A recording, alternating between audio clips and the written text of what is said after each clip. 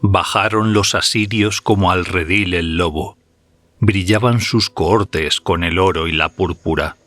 Sus lanzas fulguraban como en el mar luceros, como en tu onda azul, Galilea escondida. George Gordon Byron. Hoy hablaremos sobre el primer imperio de la historia. En su periodo de mayor esplendor, el poder de los gobernantes de Asiria se extendía desde el Nilo hasta el Caspio y desde el mar Mediterráneo hasta el Golfo Pérsico. En Asiria surgieron por primera vez un ejército profesional, un servicio postal, un sistema de carreteras y la ingeniería militar.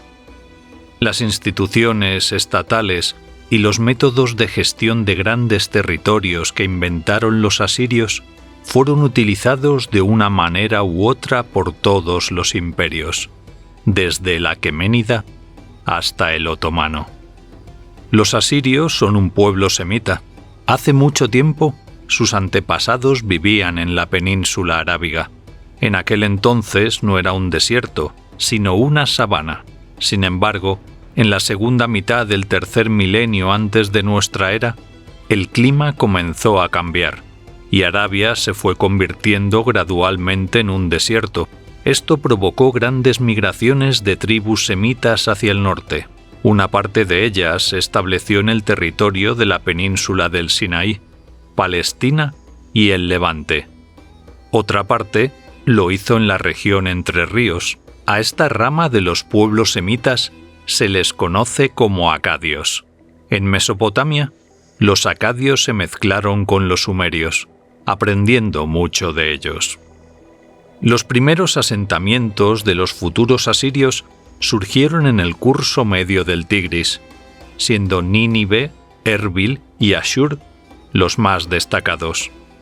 Durante mucho tiempo fueron vasallos de estados al sur de Mesopotamia con un mayor desarrollo, formando parte del reino de Sargón el Viejo, del estado de Hammurabi y de muchas otras fuerzas que dominaron la zona. Las tierras de los protoasirios se encontraban en la ruta que conectaba la Baja Mesopotamia con Anatolia. Por eso, era natural que Ashur y otras ciudades emergiesen como asentamientos comerciales. Sin embargo, Ashur pronto dejó de ser un simple punto de tránsito en el camino de Babilonia a Anatolia para convertirse en una importante ciudad comercial. Los emigrantes de Ashur fundaron varios asentamientos comerciales y talleres en Anatolia, siendo Karum Kanish el mayor de ellos. Los comerciantes de Ashur llevaban al oeste lapislázuli, estaño elamita y cobre babilónico, mientras que al este transportaban madera para construcción, lana, plata y oro. Gracias a los beneficios comerciales, Ashur se enriqueció y desarrolló, logrando independizarse de Babilonia en el siglo XIX antes de nuestra era. Es importante señalar que Ashur no era solo el nombre de una ciudad, sino también del dios supremo adorado por sus habitantes. Este dios era una deidad guerrera, asociada con las batallas, la gloria militar y la justicia. En la Mesopotamia de entonces, era común que cada ciudad tuviera su propio dios protector. Por ejemplo, los babilonios veneraban a Marduk, los habitantes de Ur a Enlil, y en Uruk el dios supremo era Anu. Para los protoasirios, Ashur también representaba la roca sobre la que se construyó la ciudad. El nombre del dios y el de la ciudad se escribían de la misma manera, y para sus habitantes ambos estaban inseparablemente unidos. La ciudad no recibía su nombre en honor al dios, sino que era la encarnación del mismo. Se sabe poco sobre la organización política de Ashur en esa época. Sin embargo, se conoce que todavía no era un reino. En concreto, los habitantes de la ciudad consideraban rey al propio dios Ashur. El gobernante de la ciudad era visto como representante del dios y gobernaba en su nombre. Su poder era hereditario, pero no absoluto. Estaba limitado, en primer lugar, por un consejo de los habitantes más ancianos, y en segundo, por un funcionario especial llamado Limmu, elegido por un año y que desempeñaba simultáneamente las funciones de jefe del Consejo de la ciudad y ministro de Finanzas. El representante debía acordar decisiones importantes con el Consejo y obtener fondos del Limmu. Este periodo, cuando el poder de los gobernantes estaba limitado, concluyó a finales de los siglos XVIII y XVII antes de nuestra era. En esos tiempos, en Anatolia, llegó a su fin una época de paz y estabilidad, y comenzaron las guerras internas. El comercio entró en decadencia, y Karum Kanish, junto con otros asentamientos asirios, fueron destruidos. Como consecuencia, Ashur perdió su importancia como un nodo comercial, y de nuevo cayó bajo la dependencia de Babilonia. En el siglo XVI antes de nuestra era, la región de Ashur se convirtió nuevamente en un escenario de intensos combates. Durante varias décadas se produjeron enfrentamientos entre babilonios e hititas, que culminaron con la toma y saqueo de Babilonia en el año 1531 antes de nuestra era. Poco después, desde el altiplano iraní, las tribus casitas migraron a Mesopotamia y conquistaron Babilonia. Sin embargo, ese declive no trajo independencia a los asirios. Aproximadamente al mismo tiempo, desde el altiplano armenio, las tribus hurritas migraron al territorio de la actual Siria, donde fundaron varios estados, siendo el más poderoso Mitanni. Durante casi 200 años, Ashur fue vasalla de Mitanni. Sobre el papel, la ciudad era independiente, pero a petición de Mitanni, se demolieron las murallas, lo que la hizo indefendible. Además, en su consejo había enviados de Mitanni sin cuyo consentimiento no se tomaba ninguna decisión importante. En general, se sabe poco sobre este periodo, pero es evidente que los asirios aprendieron mucho de Mitanni, adoptando una serie de innovaciones técnico-militares, como el carro de combate ligero, el arco compuesto y las armaduras laminadas. En los siglos XV y XIV a.C., Ashur recuperó su independencia. En un primer momento, el gobernante Ashur-bel-nisheshu, aprovechando las discrepancias dentro del estado de Mitanni, construyó murallas alrededor de la ciudad. Acorde a la mentalidad de la época, esto era casi una declaración de guerra, pero los mitanios, ocupados con sus disputas internas, no respondieron a esta muestra de desobediencia. Posteriormente, Ashur-uballit expulsó a los enviados mitanios de la ciudad, se proclamó rey y buscó apoyo entre los opositores de Mitanni, los egipcios. Esta restauración del estado asirio fue recibida con gran hostilidad en Babilonia. En una carta al faraón Akenatón, el rey de Babilonia, Burnaburias II, llamó a los asirios vasallos y exigió al faraón que no reconociera este estado ni tuviera ningún trato con él. Pero fue en vano. Con la independencia, también cambió su ideología. A partir de entonces, los asirios se percibieron no como una ciudad-estado, sino como un estado territorial. Ya no era la ciudad de Ashur, Asiria, o Mad Ashur, es decir, la tierra de Ashur. El rey Adad-nirari I se autodenominó rey de todo el mundo, no solo de Asiria. Entre los títulos de los reyes asirios, cada vez aparecían más reflejando sus logros militares. El título clave fue Murapes-Mitzri, es decir, el que expande las fronteras.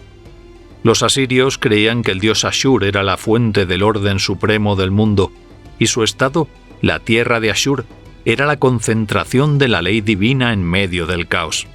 Desde su punto de vista, la difusión del orden asirio en los territorios conquistados era un bien indiscutible, y no comprendían cualquier resistencia al respecto, siendo vista como una blasfemia.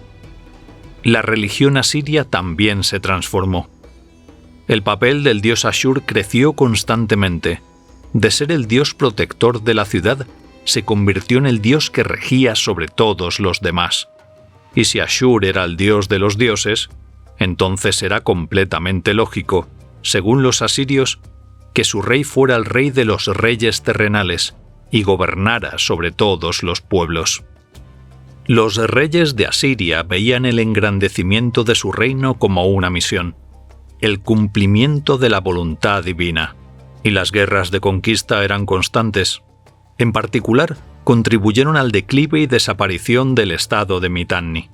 En un primer momento, Adad-nirari I infligió una derrota devastadora a los mitanios, anexionando parte de su territorio, y el propio rey de Mitanni, Satuara I, se vio obligado a reconocerse como vasallo, o, como decían los asirios, ponerse el yugo de Ashur. Poco después, los hititas destruyeron la capital de Mitanni, la ciudad de Huashukanni, y el nuevo rey de Asiria, Salmanasar I, incorporó lo que quedaba del estado de Mitanni. La siguiente gran expansión de las fronteras de Asiria ocurrió bajo el reinado de Tukulti-Ninurta I. En el sur conquistó Babilonia y en el norte infligió una derrota significativa a los hititas. Asiria podría haberse convertido en un imperio en ese momento, pero lo impidió el asesinato de Tukulti-Ninurta tras una conspiración. Entonces Asiria comenzó un periodo de conflictos internos y lucha por el poder. Alrededor de la misma época, en el cercano oriente se produjo el colapso de la Edad de Bronce tardía, lo que llevó al declive o desaparición de estados comerciales florecientes y poderosos imperios. Asiria logró resistir esta tormenta, aunque su territorio se redujo a un pequeño núcleo en el curso medio del Tigris. A finales del siglo X a.C., los asirios, bajo el liderazgo de los reyes Ashur-dan II y sus sucesores, reanudaron las campañas de conquista. Al principio, estas campañas tenían un carácter defensivo y de prevención. Los asirios se veían muy dañados por las incursiones de las tribus arameas del este, los Nairi del altiplano armenio y los medos del altiplano iraní. Pero pronto se transformaron en campañas de saqueo y conquista. El éxito militar de los asirios se basó en una serie de innovaciones técnico-militares. Fueron pioneros en Cercano Oriente al usar la caballería como una rama independiente del ejército. Su caballería era principalmente ligera y estaba compuesta por arqueros montados, aunque con el tiempo también desarrollaron una caballería pesada de choque, precursora de los futuros catafractos partos. Otra innovación militar de los asirios fue la ingeniería militar. Introdujeron el uso de arietes para derribar puertas y muros. En esa época las murallas se construían principalmente con ladrillos sin cocer, por lo que los arietes simples eran muy efectivos. Además, fueron los primeros en emplear torres de asedio con arqueros y en construir túneles.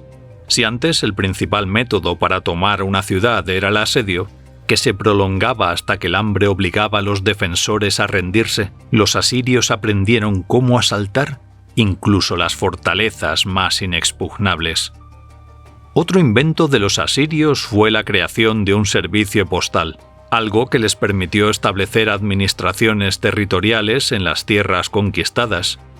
Antes de esto, debido a la imposibilidad de controlarlas a distancia, a los territorios sometidos se les imponían tributos, y era común que los gobernantes locales permaneciesen en el poder. Los reyes asirios comenzaron a dejar guarniciones y gobernadores en las ciudades conquistadas, a quienes controlaban mediante informes regulares entregados por el servicio postal.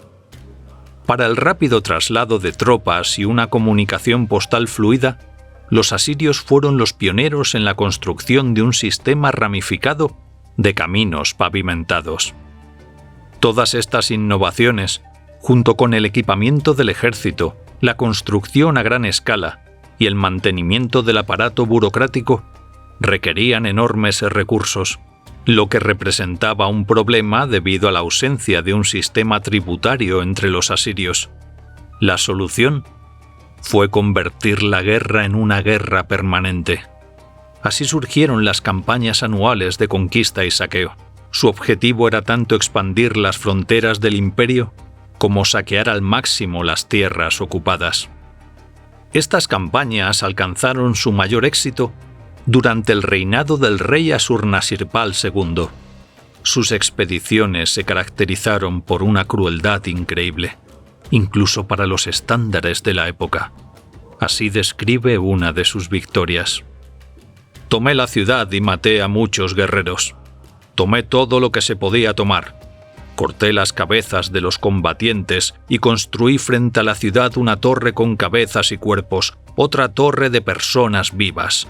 Empalé a los jóvenes alrededor de la ciudad y quemé a las muchachas en hogueras. Cuando el ejército de Ashurnasirpal capturaba una urbe, las muertes horribles eran algo común. Cortaban las cabezas y las extremidades de los prisioneros, que también podían ser desollados, empalados, crucificados, enterrados vivos, ahogados o quemados. La política de terror e intimidación resultó ser efectiva y muy exitosa, al menos a corto plazo. Muchos países se sometieron a los asirios sin luchar, ni siquiera se atrevieron a resistirles.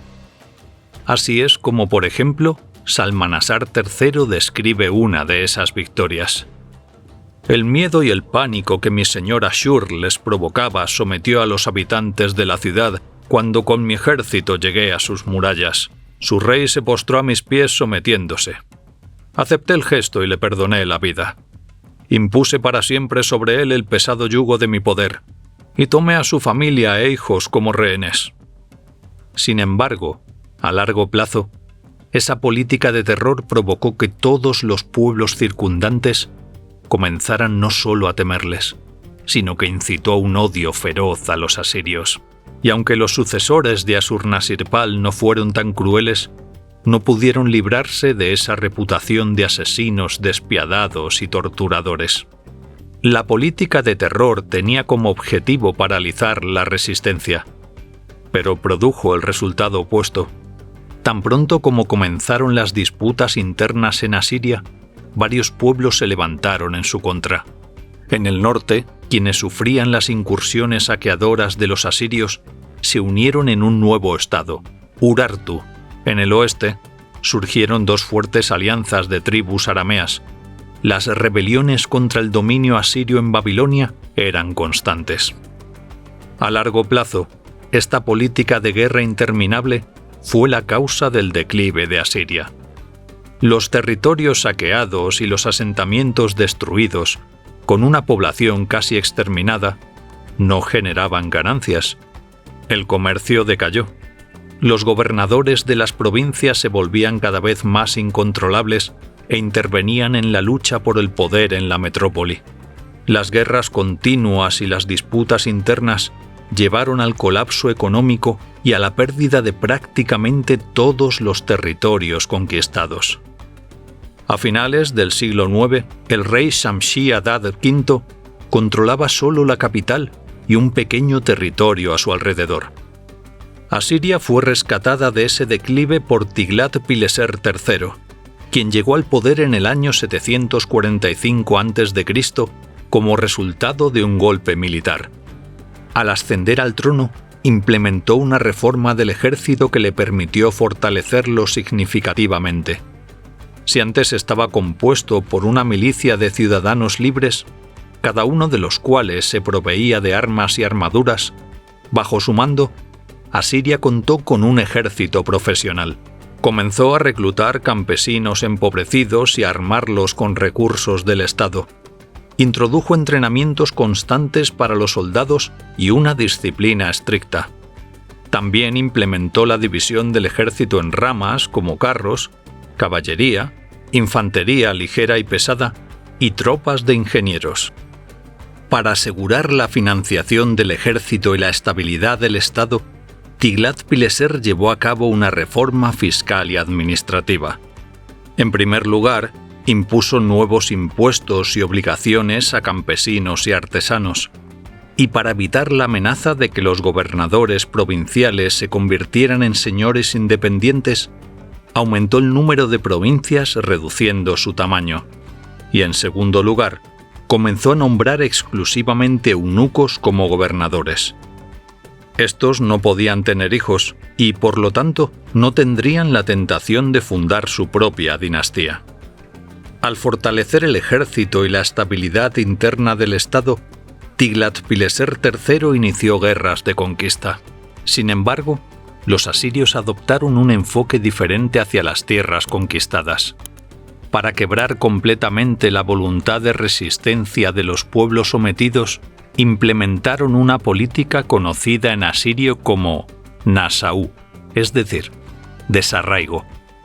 Tras la conquista de un territorio, su población era deportada casi en su totalidad a otra parte del estado.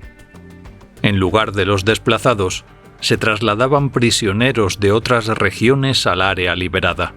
La intención de esta práctica era romper el vínculo de los pueblos sometidos con su tierra natal, borrar su identidad nacional, asimilarlos y convertirlos en asirios. Gracias a esto, se produjo la arameización del cercano Oriente.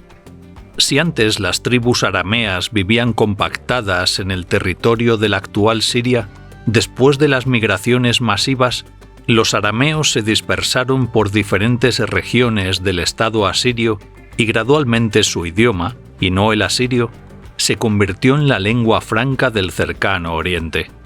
Incluso en las tierras ancestrales asirias, el arameo se volvió muy común. En cierto momento, los asirios comenzaron a llevar registros no solo en acadio, sino también en arameo. En los relieves, a menudo se puede ver a dos escribas, uno escribiendo en acadio en una tablilla de arcilla y el otro en arameo en papiro. La política de Nasau y las reformas de Tiglat-Pileser III resultaron ser sumamente efectivas.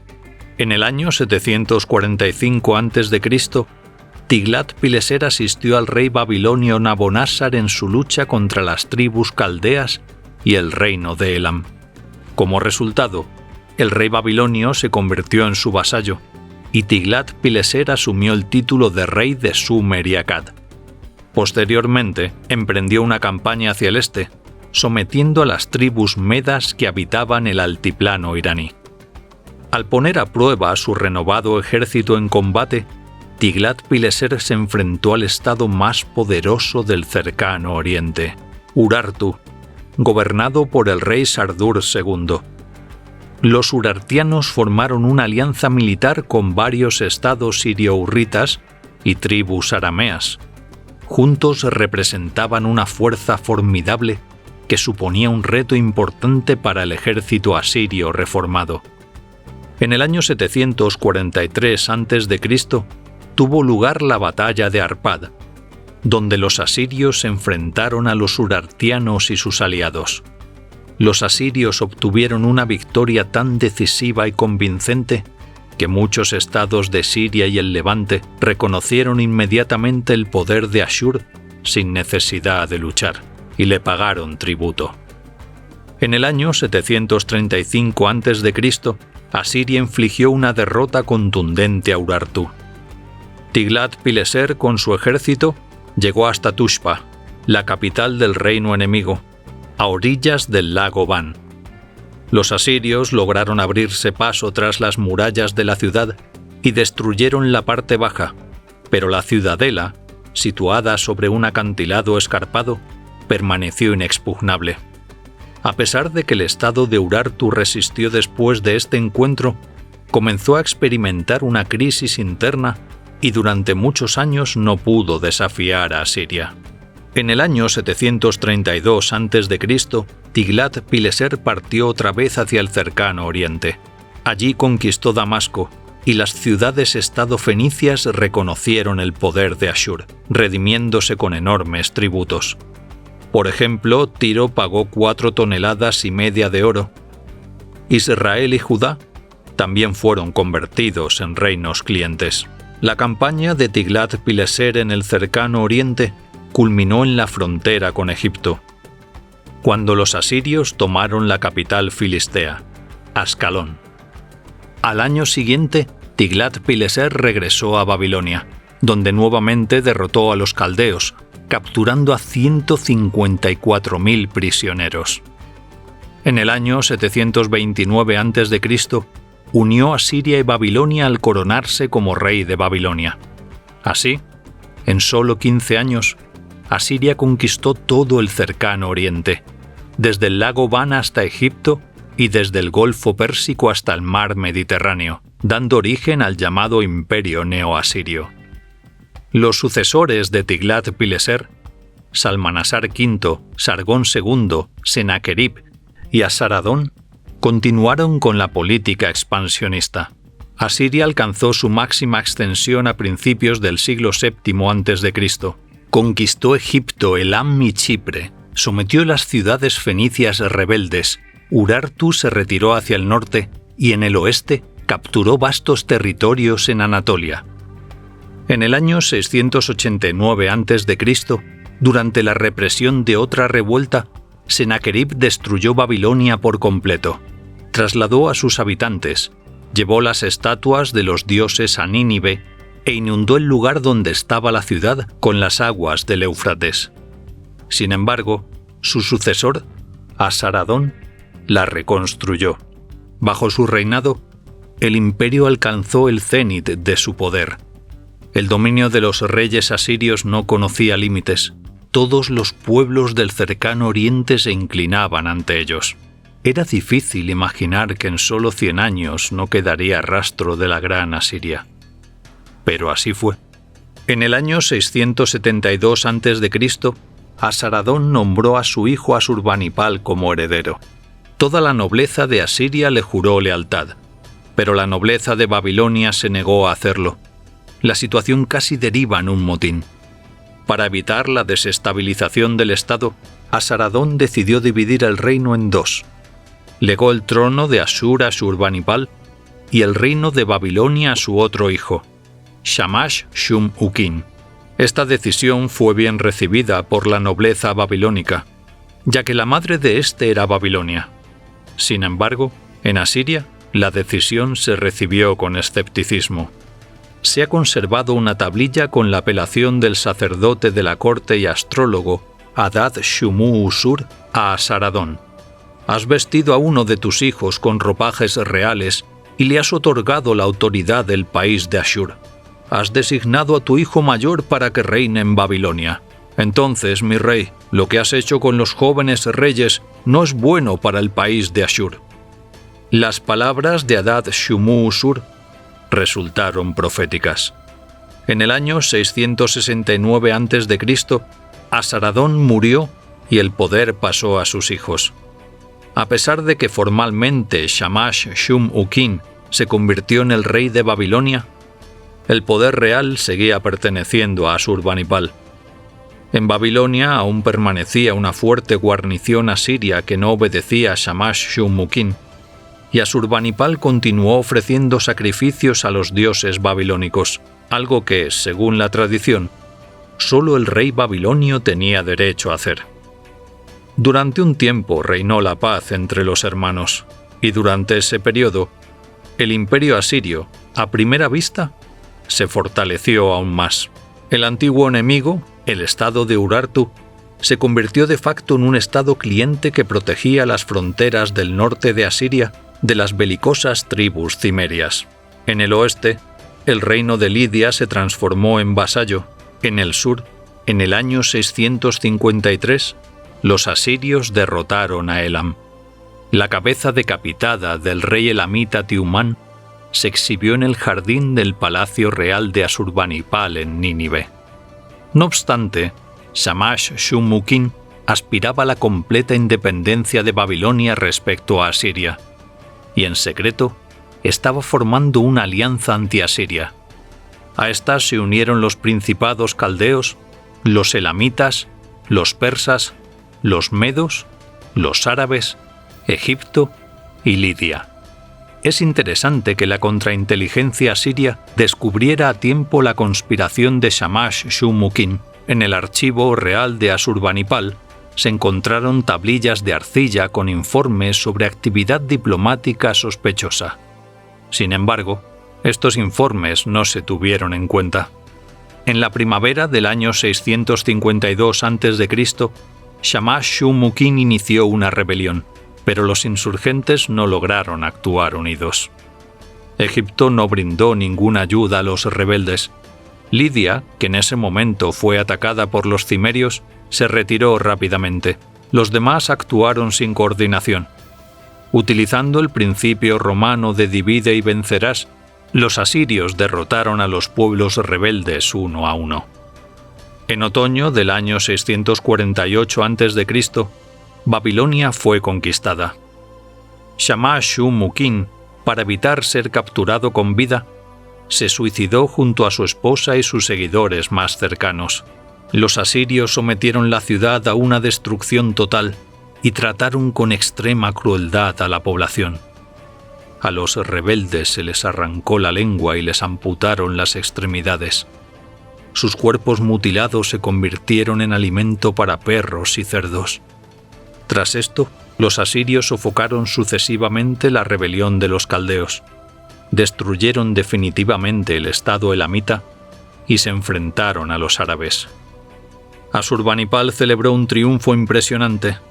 5 reyes rebeldes, en lugar de caballos, tiraban del carro en el que se dirigía al templo, y detrás de ellos iban los seguidores más cercanos de Shamash-shum-ukin, con las cabezas cortadas de los príncipes rebeldes colgando de sus cuellos. El poder de Asiria alcanzó su apogeo. Parecía que no había fuerza alguna que les detuviera. Sin embargo, en realidad, Asiria estaba debilitada por numerosas rebeliones. Además, los medos nunca regresaron bajo su dominio. Más tarde, Egipto se separó y Lidia también se negó a reconocer su autoridad. Asurbanipal carecía de fuerza para volver a someter a los estados periféricos, que comenzaron a escindirse de Asiria. Después de los cimerios, los escitas aparecieron en la frontera asiria. En la década de 630 a.C., bajo el mando de Madia, invadieron Asiria. Agotada por las constantes guerras y rebeliones, no pudo resistir. Los escitas se extendieron como una ola por las tierras del imperio al oeste del Éufrates. Esta repentina catástrofe quebró la columna vertebral del estado asirio y provocó discordias y disputas internas. Asurbanipal perdió la confianza de la élite militar y fue destituido del poder, quedándose solo con el trono de Babilonia.